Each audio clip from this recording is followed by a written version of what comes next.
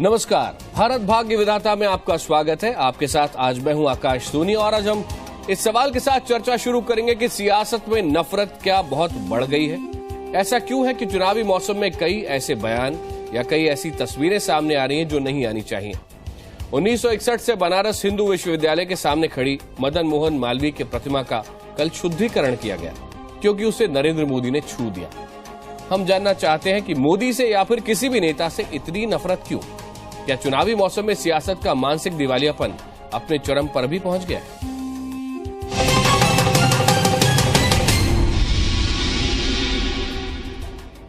हमारे साथ कुछ खास मेहमान हैं जो इस पर चर्चा करेंगे, लेकिन उनके पास जाएं उससे पहले आपको दिखाते हैं नामांकन के बाद नरेंद्र मोदी का पहला इंटरव्यू। पहली बात है, न सपना देखा है और न ही सपना साकार करने की कोशिश करता हूं। और मैं हमेशा नौजवानों को कहता हूं कि कभी भी कुछ बनने के सपने मत देखो। हर पल हर समय कुछ करने के सपने देखने चाहिए। बनने के सपने जब पूरे नहीं होते हैं तो पूरी जिंदगी गड्ढे में गिर जाते हैं। कुछ करने के सपने देखते हो, कुछ अधूरा रह गया तो ज्यादा करने का मन करता है। और इसलिए सपने देखें, लेकिन बनने के नहीं, कुछ करने के देखें।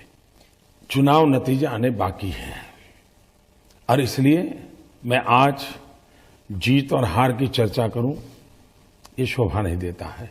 लेकिन आज जो हमें जन समर्थन मिल रहा है, हिंदुस्तान के हर कोने में मुझे जो प्यार मिल रहा है, भारतीय जनता पार्टी और एनडीए के प्रति जो विश्वास पैदा हुआ है, टीम बीजेपी, उसके प्रति जो गौरव का भाव बना है और देश को लगता है कि टीम बीजेपी है वो देश को बहुत कुछ देगी। एक से बढ़कर एक गैलेक्सी ऑफ लीडर्स है भारतीय जनता पार्टी के पास। इसके माध्यम से देश के नौजवानों की आशाओं की पूर्ति होगी, उनके सपने साकार होंगे और लोगों को लगता है कि बीजेपी की सरकार जब बनेगी वो एक ऐसा एल्बम होगा जिसमें हर एक को अपनी तस्वीर नजर आएगी, अपने सपने दिखाई देंगे और सफलता के आसार नजर आएंगे। और इसलिए मुझे लगता है कि देश की जनता ने मन बना लिया है भारतीय जनता पार्टी और एनडीए को विजयी बनाने का। कांग्रेस तो जो भाषा आप सुनोगे कांग्रेस की, गाली गलौज, गंदे आरोप, उनके बॉडी लैंग्वेज में भी जो निराशा है, मैडम सोनिया जी को अमेठी में जाके कहना पड़ रहा है मेरे बेटे को बचाना, ये सारी बातें साफ कहती है कि उनके लिए बचने की कोशिश हो रही है। भारतीय जनता पार्टी का एक ही एजेंडा है, सबका साथ सबका विकास। जिनकी जैसी सोच, उनकी सोच, उनके सॉफ्टवेयर जो भगवान ने बनाया होगा या खुद ने बनाया होगा, उस सॉफ्टवेयर से जो मटेरियल निकलता है वो वैसा निकलेगा। मेरे सॉफ्टवेयर में वो मटेरियल है जो सबका साथ सबका विकास सोचता है। आतंकवाद हो, नक्सलवाद हो, नार्को टेररिज्म हो, अब नक्सलवाद शब्द तो बेकार है बोलना, एक्चुअली इससे माओवादी बोलना चाहिए। माओवाद हो, आतंकवाद हो, नार्को टेररिज्म हो, फेक करेंसी वाला मामला हो, ये सारी चीजें देश को भीतर से खोखला कर रही हैं। सरकार ने इसमें जीरो टॉलरेंस रखना चाहिए। उपायों में कठोरता भी होनी चाहिए, नम्रता भी होनी चाहिए। जहां बातचीत से होता है वहां बातचीत से, जहां भटके हुए लोगों को वापस ला सकते हैं वहां भटके हुए, और जो लोग तय करके बैठे कि लोकतंत्र को स्वीकार नहीं करना है, जिनको लगता है कि बस लहू बहाएंगे काम चल जाएगा, तो उनको उनकी भाषा में जवाब देना चाहिए। पहली बात है कि ये सारे काम अखबार के माध्यम से होते हैं क्या? ये चीजें अखबार में करने की है क्या? बिन लादेन के साथ अमेरिका ने प्रेस नोट लेकर के काम किया क्या? अमेरिका ने प्रेस कॉन्फ्रेंस की थे क्या कि अब हम गए हैं, हम 6 तारीख को जाएंगे, लादेन को लाएंगे, ऐसा किया था क्या कर रहे हैं लोग? मिनिमम मैच्योरिटी नहीं है। शर्म आती है मुझे कि भारत के गृह मंत्री इस प्रकार की बयानबाजी कर रहे हैं। इससे बड़ी दुर्भाग्य की बात यह है कि हमारे केरल के मछुआरे, इनको इटाली के सैनिकों ने मार दिया। मैं देश को पूछ रहा हूं, भारत के सुप्रीम कोर्ट ने डंडा चलाया तो इटाली के सैनिक को लाना पड़ा, जिन्होंने हत्या की है, जिन पे 302 हत्या का गुनाह है, भारत के कानून तहत है। मैं पूछ रहा हूं भाई ये किस जेल में है, जरा मुझे बात एड्रेस बताओ। इटली के सैनिक जिन्होंने हिंदुस्तान के 2 मछुआरों को मार दिया है, धारा 302 का उन पर गुना दर्ज हुआ है, भारत के सुप्रीम कोर्ट के कहने पर उनको हिंदुस्तान लाया गया है। आज वो हिंदुस्तान की किस जेल में है? क्या देश को ये एड्रेस जानने का अधिकार है कि नहीं है? नहीं बताते हैं, क्यों? क्या कारण है? कहां है वो? कहां मौज कर रहे हैं? कोई जेल में है कि नहीं है? हिंदुस्तान का एक नागरिक स्कूटर एक्सीडेंट हो जाए और आप पर केस हो जाए तो आपका पासपोर्ट जब्त हो जाता है, आप कहीं जा नहीं सकते। तो इटली के लोगों के लिए स्पेशल ट्रीटमेंट क्यों?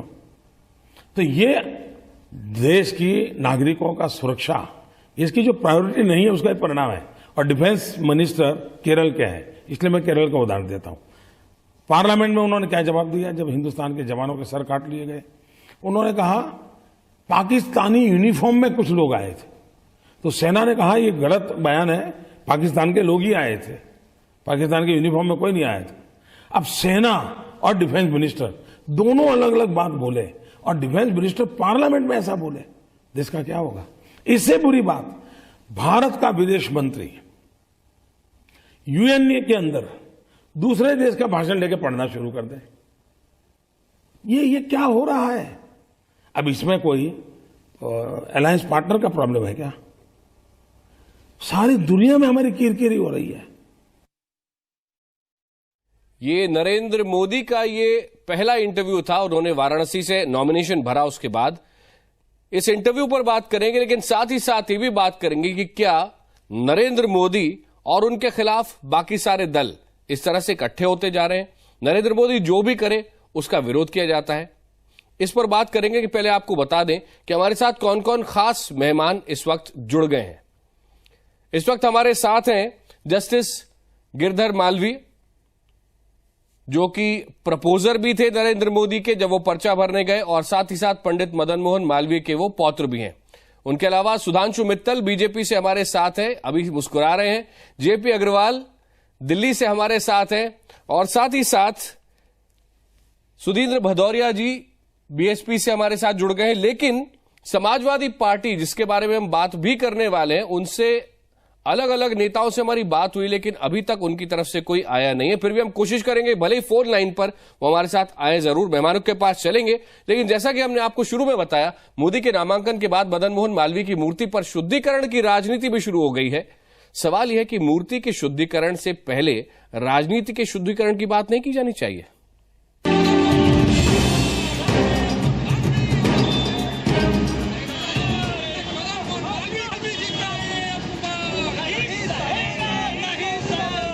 मालवीय जी की मूर्ति अशुद्ध हो गई। मोदी के विरोधी इस प्रतिमा का शुद्धिकरण कर रहे हैं। समाजवादी पार्टी के कार्यकर्ताओं को लगता है कि मोदी ने मालवीय की प्रतिमा को छूकर उसे अशुद्ध कर दिया है, जिसे हम समाजवादी नौजवानों ने दुधा अभिषेक कर शुद्ध करने का कार्य किया है। हम ये मानते हैं कि चूंकि नरेंद्र मोदी पूर्ण रूप से सांप्रदायिकता दिमाग के व्यक्ति हैं, जो भारत में हिंदू और मुसलमान को पूर्ण रूप से बातें का काम करते हैं। हम बनारस के लोग ऐसे व्यक्ति को कतई बर्दाश्त करने का काम नहीं करेंगे। मोदी के विरोधियों को इन तस्वीरों पर आपत्ति है। उन्हें आपत्ति है कि मोदी ने भला मदन मोहन मालवीय की प्रतिमा को छूकर क्यों शुरू किया अपना रोड शो। तो क्या माना जाए, मोदी से भला इस कदर नफरत क्यों? क्या राजनीति में किसी को इस तरह अछूत बना देना सही है? मैं राजनीति में छुआछूत में जरा भी विश्वास नहीं करता हूं। हमारे कितने ही गौर विरोधी क्यों न हो, व्यक्तिगत स्तर पर मित्रता ये लोकतंत्र की ब्यूटी है। वैचारिक धरातल पर विरोध हो सकता है। लोकतंत्र कोई दुश्मनी थोड़ी होती है, प्रतिस्पर्धा होती है और वैचारिक एक आंदोलन होते हैं। और इसलिए छुआछूत की राजनीति कभी भी लोकतंत्र को बल नहीं देती है। वैसे बीजेपी मानती है कि समाजवादी पार्टी से इससे ज्यादा उम्मीद भी नहीं की जा सकती। Well, nothing better can be expected from Samajwadi Party. Even Congress can have done it. openly declares to free terrorists accused of killing people in the most brutal fashion.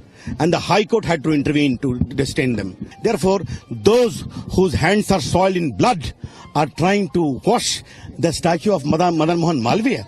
It is shameful and sickening. महामना की प्रतिमा के सियासी शुद्धिकरण के बहाने कई सवाल खड़े हो रहे हैं। मोदी तो बनारस की सड़कों पर भी चले, तो क्या सड़कें भी गंगाजल से धोई गई? दाग तो कांग्रेस और समाजवादी पार्टी पर भी हैं। क्या इन पार्टियों के विरोधी भी राजनीति में धुलाई अभियान शुरू कर दें? क्या यह वक्त मूर्ति के शुद्धिकरण से ज्यादा राजनीति के शुद्धिकरण का नहीं है? आइए बातचीत शुरू करते हैं। सबसे पहले बीजेपी के नेता सुधांशु मित्तल। सुधांशु, ये बताइए कि मंत्रोच्चार के बीच, शंखनाद के बीच वाराणसी पहुंचे, बाबा की नगरी पहुंचे नरेंद्र मोदी, और उन्होंने फूल जाकर चढ़ाए पंडित मदन मोहन मालवीय की जो मूर्ति थी वहां से निकले। उसके कुछ ही देर में समाजवादी पार्टी के कार्यकर्ता है और मूर्ति का शुद्धिकरण करने लगे। इसका क्या अर्थ दिखा रहे हैं आप? ये एक बड़ी विचित्र मानसिकता का उन्होंने परिचय दिया है।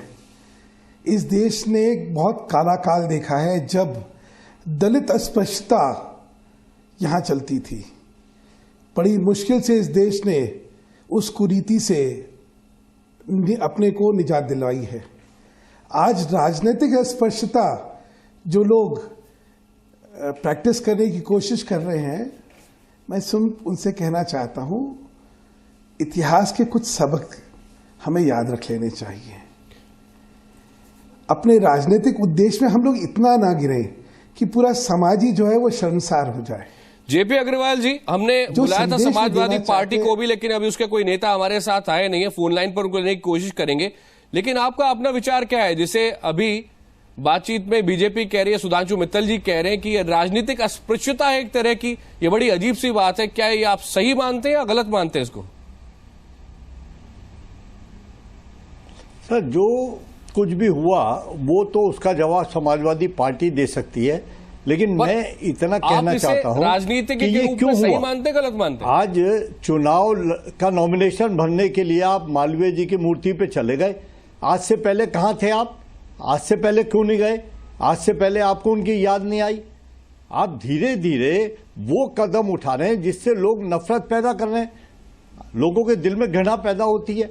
एक ऐसा फॉर्मूला इन्होंने ढूंढ लिया कि हर चीज में मोदी जी। सुधांशु जी, 3 लाख वोटर हैं वाराणसी में करेंगे, और साथ ही साथ उत्तर प्रदेश में भी ढेरों हैं, और इसीलिए नरेंद्र मोदी का पूरा प्रोग्राम ऐसे बना कि वो पंडित मदन मोहन मालवीय की जो मूर्ति है उस पर फूल चढ़ाने के लिए गए। सीधे सीधे राजनीति का, और वो भी अपॉर्चुनिज्म का आरोप लग रहा है आप पर।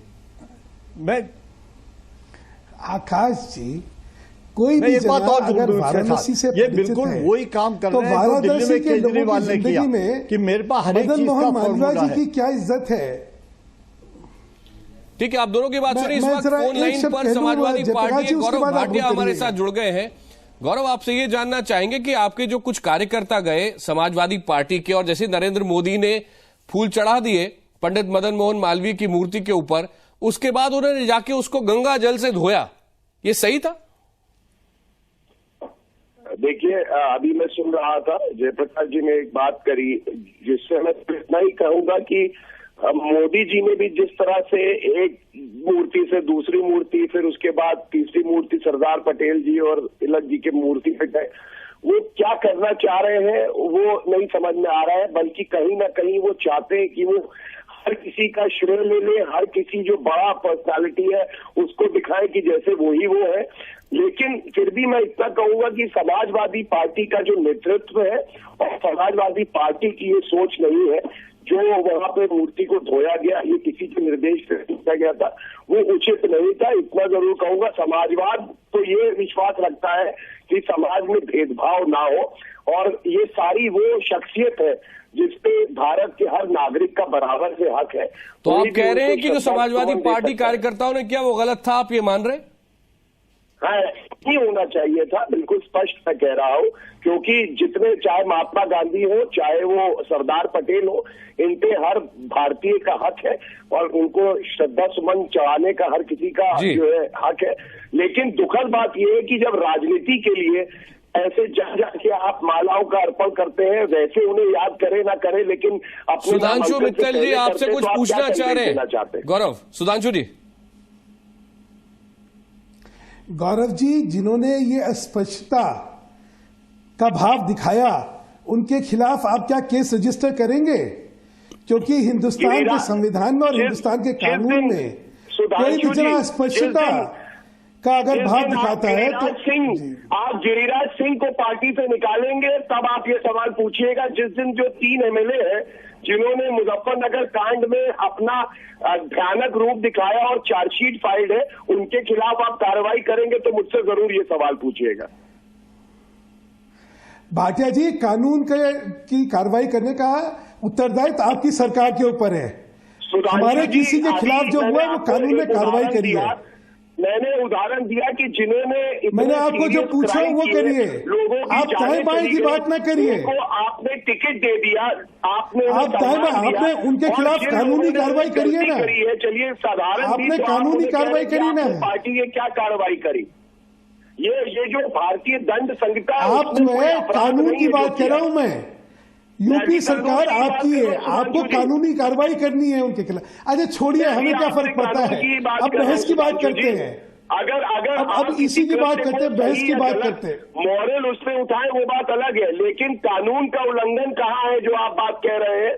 और इसीलिए मैं आपसे कह रहा हूँ जो बड़े बड़े कानून, अगर आपको जानकारी न हो तो आपको बता देता हूँ, कोई भी जना यहाँ पे स्पष्टता में आपको क्या कहते हैं, मेरे ख्याल से सवाल तो आपकी तरफ खड़े हो रहे हैं। गौरव जी, वो कानून की बात भी आपको बता रहे हैं, अपनी तरफ से जी आप कोशिश कर रहे हैं और आपको अच्छे से समझते हैं। कुछ नहीं कह सकता, सुन लीजिए पहले जी। सुधांशु जी, अगर सुन ले तो बहुत अच्छा हो जाएगा।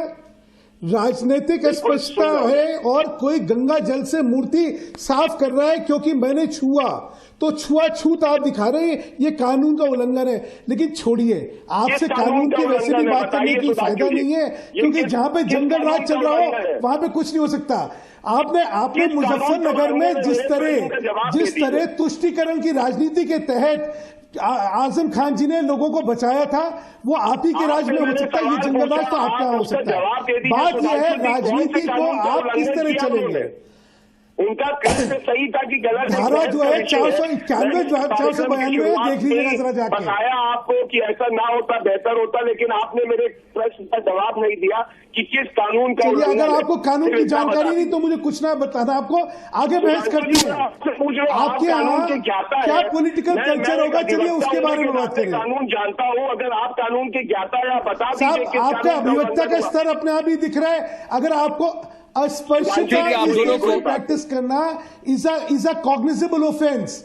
आप जब एक मूर्ति को गंगा जल से धोते कहते हैं, ये जो है ये किस धारा में आप दोनों को मैं यहीं पर रोक रहा हूं क्योंकि अब ये बात आगे नहीं बढ़ रही है। लेकिन मैं जानना चाहता हूं इस वक्त सुधींद्र भदौरिया जी के पास, बीएसपी के नेता जो हम हमारे साथ जुड़े हुए हैं। सुधींद्र जी, कहीं अभी जो पिछले 5 मिनट से हम देख रहे हैं टेलीविजन के स्क्रीन पर, कहीं ये वही नूरा कुश्ती तो नहीं है जो पूरे उत्तर प्रदेश में और बिहार में भी कुछ हद तक चलती हुई नजर आ रही है? और इसके पीछे की सोच ये कि जितना बीजेपी एसपी से लड़ेगी और जितना एसपी बीजेपी से लड़ेगी, उतना इन दोनों को फायदा होगा। देखिए, इस फिक्स्ड मैच के बारे में पहले ही बहन मायावती जी ने आपको स्पष्ट किया और आपको ये भी मालूम है कि मुलायम सिंह जी की और सिंघल की जो मीटिंग हुई थी उसके बाद ही मुजफ्फरनगर कांड हुआ। पर मैं उससे न ज़्यादा उस पर बोलकर मैं इस समय बनारस की कल की घटना पर मैं बोलना चाहूँगा। बनारस में कल जो राजनीतिक नौटंकी श्री नरेंद्र मोदी ने की, उससे ये स्पष्ट हो जाता है और बिहार के लोग जानते हैं और उत्तर प्रदेश के लोग भी जानते हैं, विशेषकर बनारस के लोग जानते हैं। जब ये लोग बंबई जाते हैं नौकरी के लिए या नासिक जाते हैं या पूना जाते हैं तो नरेंद्र मोदी के सहयोगी शिवसेना के लोग उनके मार मार के हाथ पैर तोड़ देते हैं। और उन्हीं लोगों के बल पर, उन लोगों के पैसे से, अडानी और अंबानी के पैसे से तमाम गुजरात और महाराष्ट्र के कल लोग आए, उत्तर प्रदेश के अगल बगल के जगहों से लोगों को लाया गया, भीड़ जुटा दी गई और अरबों रुपया जो खर्च किया जा रहा है उस उत्तर प्रदेश के चुनाव में इन धनपतियों का, इससे हम लोग सावधान हैं और उत्तर प्रदेश के लोग आने वाले चुनाव के अंदर इसका कड़ा जवाब देंगे। हम इनके धन के प्रवाह में बहने वाले नहीं हैं। ये जो धन का सुनामी ये जो ला रहे हैं, जनता इसका जवाब देना जानती है। वाकई ये धन की सुनामी है नहीं, इस पर बीजेपी से भी बात करेगी, लेकिन जस्टिस गिरधर मालवीय सबकी बात, आप सबकी बात बड़े ध्यान से सुन रहे हैं और पंडित मदन मोहन मालवीय के पौत्र हैं। जिस तरह से शुद्धिकरण की सारी आप राजनीति देख रहे थे, उसको देखकर आपको क्या लगा जस्टिस मालवीय? मुझे तो ये बहुत बचकाना हरकत लगी जिन लोगों ने किया। मैं नहीं समझता कि उनकी पार्टी वाले स्वतः इसका समर्थन करेंगे और उन्होंने, मुझे लगता है, और कहीं ना कहीं अभी भारत भाग्य विधाता में माना भी है समाजवादी पार्टी ने। जस्टिस मालवीय, आपको इस बात से खुशी हुई होगी कि कहीं ना कहीं गलत तो था ये। जी बिल्कुल, यही मैं भी समझता हूं कि बचकाना हरकत कुछ लोगों की थी, क्योंकि मालवीय जी खुद कभी उन्होंने अस्पृश्यता को तो स्वीकार ही नहीं किया, बल्कि आज से उस जमाने में लगभग 100 वर्ष पहले उन्होंने तो जिनको लोग अस्पृश्य कहते थे उनको अपने पास बैठा करके उनको मंत्र दिया और कहा कि अस्पृश्यता कहीं नहीं है। और ऐसे समय जबकि मुझे यह लगता है कि एक आदर का भाव यदि किसी के मन में है कि कोई काशी हिंदू विश्वविद्यालय में आया है और उन्होंने अपना आदर प्रदर्शित किया मालवीय जी के प्रति, तो ये कहना कि ये राजनीति है, तो मुझे आपकी जो इस समय चर्चा है मुझे बिल्कुल समीचीन लग रही है कि क्या राजनीति में जो ये गंदगी आ गई इसके धुलने की आवश्यकता नहीं है। हर चीज का विरोध करना, मैंने पहले भी देखा है, दादाजी के जमाने की बातें सुनी है, पिताजी की सुनी है, कि कभी लोग बिना मतलब की चीजों पर विरोध नहीं करते थे। आज मुझे देख के जो देखता हूं, आज का जो परिदृश्य है उसमें ऐसा लगता है कि हर कोई की हर दूसरी बात का दूसरा विरोध अवश्य करेगा। ये एक बचकाना सी हरकत लग रही है। बिल्कुल, आपसे और सभी मेहमानों से अनुरोध कर रहा हूं, हमारे साथ ही रहिए। राजनीति में एक स्तर बने रहना बहुत जरूरी है, जस्टिस मालवीय भी कह रहे थे, और राजनीति का अब जरूरी हो गया है कि कहीं ना कहीं शुद्धिकरण हो।